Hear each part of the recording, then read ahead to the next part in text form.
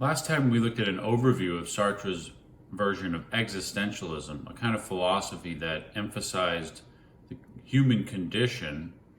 And it's important to understand that Sartre didn't just pull this stuff out of thin air. He gets this out of a whole, full, well-rounded conception of reality, being, and humans' place in that being.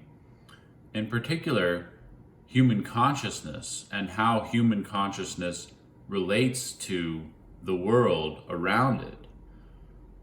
That's the subject of Sartre's most famous work, Being and Nothingness. To simplify, the question of being and nothingness is, how does the human mind relate to the world? Or how does consciousness relate to being? So Sartre is trying to develop what's called an ontology, which means an account of what exists at the most fundamental level. Of course, things like houses exist, but a house can be thought of as made up of more basic items like wood and nails. So what is the wood made of, and so on. An ontologist doesn't want to talk about houses and wood, but about what ultimately exists at the most fundamental level.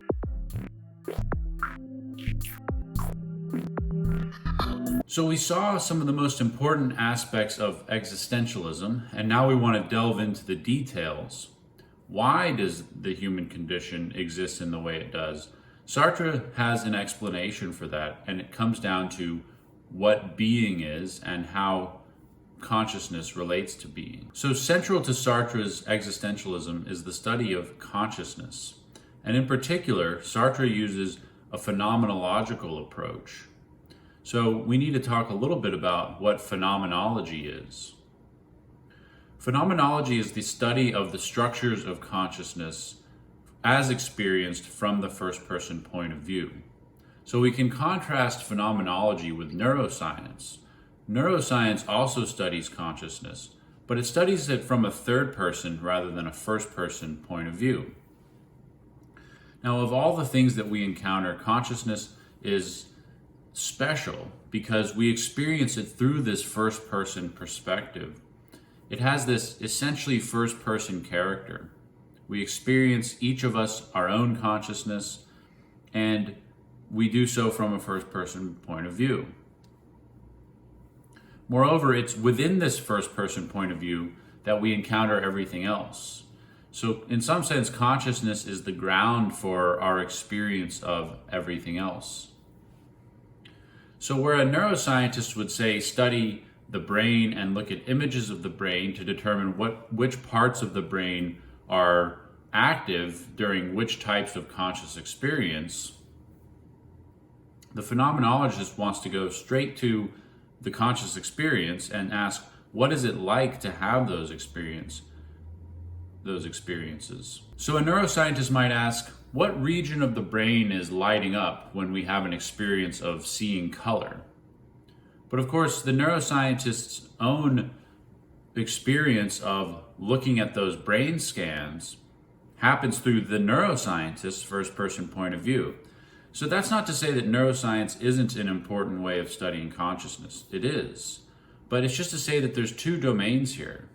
There's the first personal character of consciousness, and that we're not going to learn about from studying the brain.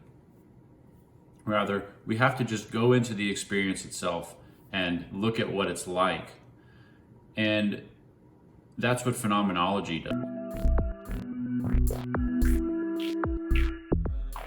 So if we're trying to study the first person character of consciousness, one way to think about this is to say that consciousness is this space populated by images, right? So for example, right now I'm looking at the coffee mug and I'm visually conscious of it. On an image type theory, we would say that consciousness of the mug consists in an image of this mug that's somehow in my mind, and the internal image represents the external coffee mug. But that doesn't seem right at all. It's not that I'm aware of an image of a coffee mug. I'm aware of the coffee mug itself. So suppose instead that I was looking at a photograph of the coffee mug. Here it's clear that there's an image distinct from the mug itself that's representing the mug.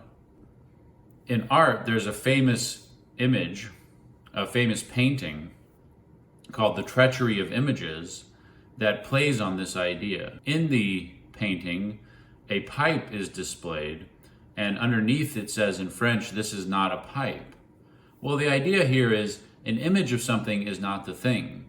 And when we're conscious of an image, like when we're looking at the painting, that's different than being conscious of the real thing, which we can touch and we can use and so on and so forth. So one of the biggest findings of phenomenology, and this is prior to Sartre, Sartre didn't invent this, is that consciousness is not like a box in which we find a bunch of images.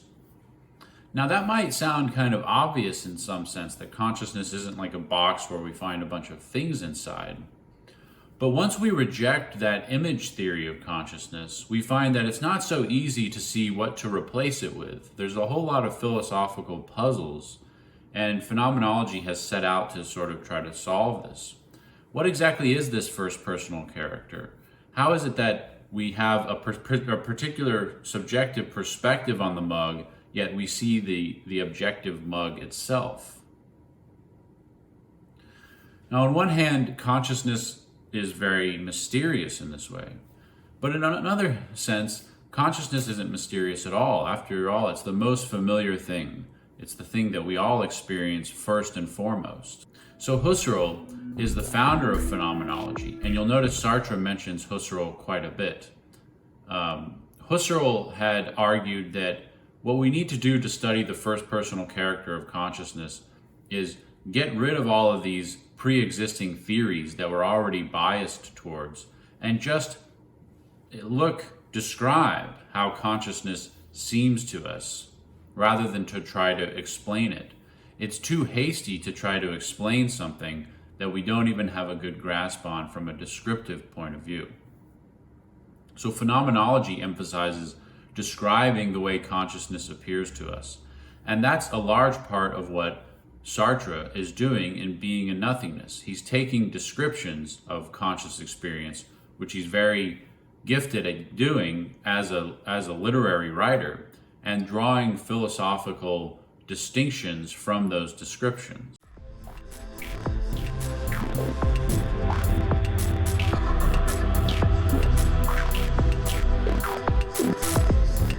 So, picking up from Husserl, Sartre agrees that phenomenology has dispensed with the long-standing idea that consciousness has anything inside of it, like images. Instead, consciousness is primarily defined by what's called intentionality. Now, intentionality is the very simple idea that consciousness is always consciousness of something. So, for example, in any conscious state, you're conscious of some object.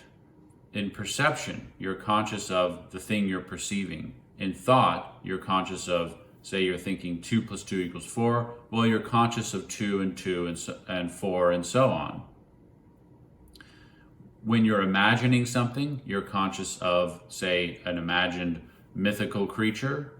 When you wish for something, you're wishing for, say, an A in the class, and so on and so forth. So for every conscious state, whether it be perception, thought, wishing, hoping, all of these have an object, that is to say, they're consciousness of something. Now that might seem very obvious, but there's lots of lessons to be drawn from that. In particular, consciousness is consciousness of something other than itself.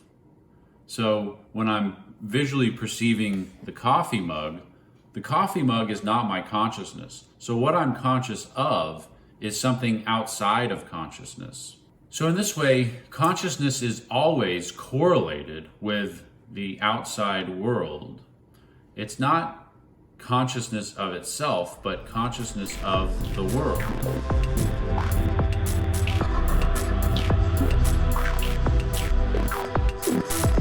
Now, Sartre says we could read this in one of two ways. We could either think that consciousness is producing the world, that consciousness is constituting the being of its object, or we can read that in the way that consciousness is essentially related to an object that is transcendent of it or already existing outside of it. Now, the first route, that is the idea that consciousness is producing the being of its object, is not the one that Sartre thinks is correct. He actually argues against this using a reductio ad absurdum. That is, he says, he shows that the consequences of that view are absurd.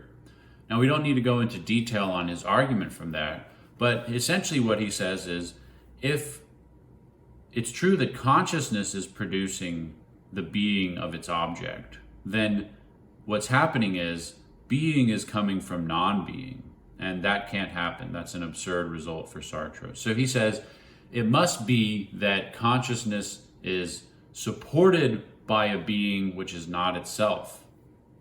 This is what he calls the ontological proof. Now, because there's an essential relation between consciousness and the being that supports consciousness, we have to understand the being as the being of the appearances. So when I have an appearance, I have a particular perspective on the coffee mug, and the way it appears to me somehow depends on me. And you might say, well, then that means that consciousness is like a veil between us and the actual world in itself. But Sartre says nothing of the sort is the case. What appears is the being of the appearances. And so the appearances are not like a veil that block us off from being. Rather, Sartre argues that being is immediately disclosed in consciousness.